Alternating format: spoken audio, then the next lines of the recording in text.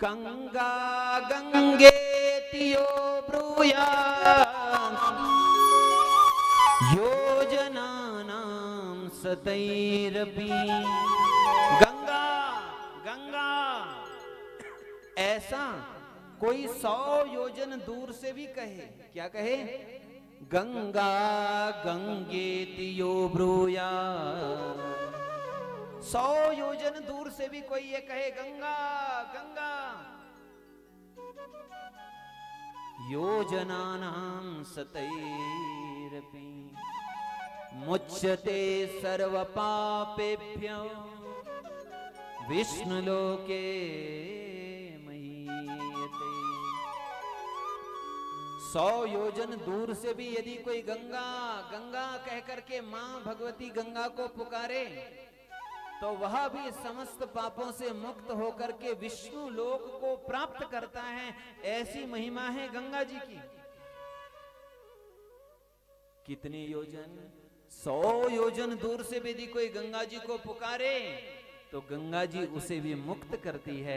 फिर यदि कोई निकट जाकर के उसको पुकारे, निकट जाकर के आचमन करे और यदि स्नान करे तो उसकी मुक्ति का तो फिर संशय ही नहीं रह जाता है। उसकी अवश्य ही कल्याण होगा, अवश्य ही उसे भगवान विष्णु के परम धाम की प्राप्ति निश्चित होगी। मसूरी से आप गंगा जी के किनारे गए, गंगा जलपान किया, गंगा गंगा कह करके आनंद में विभोर हो गए और आपको भगवान विष्णु के लोक की प्राप्ति हो गई। लेकिन गंगा जी के भीतर मछली रहती है कि नहीं रहती है? गंगा जी के भीतर रहने वाली मछली एक क्षण भी गंगा जी के जल से बाहर नहीं रह सकती। बाहर आ जाएगी तो मर जाएगी।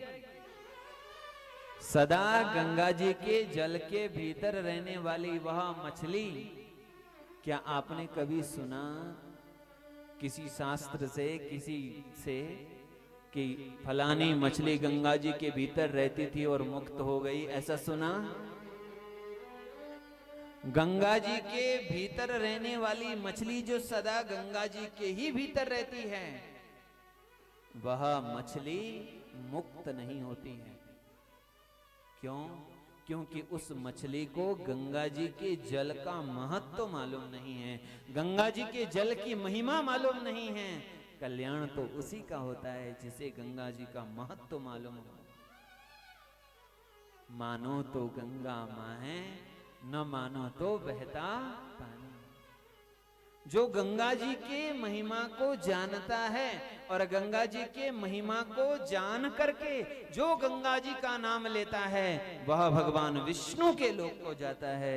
वैसे ही जो भगवान शिव महापुराण की कथा की महिमा को जानता है और भगवान शिव की कथा की महिमा को सुन करके, जान करके जो भगवान की कथा को सुनता है वह भगवान शिव के लोक को प्राप्त करता है।